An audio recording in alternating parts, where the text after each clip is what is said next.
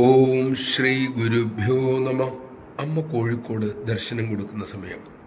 വളരെ വൈകിയാണ് ദർശനം അന്ന് അവസാനിച്ചത്. നേരം വെളുത്തപ്പോൾ അമ്മ മുറിയിലെത്തി. അമ്മ ഒന്നും തന്നെ കഴിച്ചിരുന്നില്ല. ഒരു ബ്രഹ്മചാരിണി ഒരു ഉണ്ണിയപ്പം അമ്മയ്ക്കായി മാറ്റിവെച്ചിരുന്നു. അമ്മ അത് കഴിച്ചു. അപ്പോൾ ഒന്നും കൂടി വേണം എന്നായി. ഇനി ഉണ്ണിയപ്പം ഇല്ല, ഒരെണ്ണം മാത്രമേ മാറ്റിവെച്ചുള്ളൂ എന്ന് ബ്രഹ്മചാരിണി പറഞ്ഞു. അമ്മയ്ക്കപ്പോൾ കുട്ടികളുടെ സ്വഭാവമായി.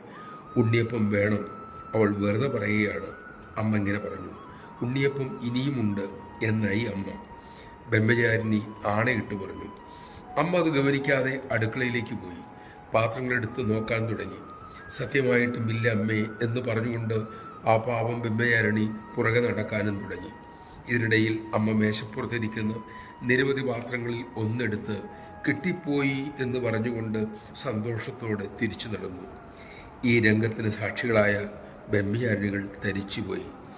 തങ്ങളുടെ മുന്നിലെ അമ്മ ആരെന്ന് അവർക്കൊരു മിന്നായം പോലെ ഹൃദയത്തിൽ തെളിഞ്ഞു.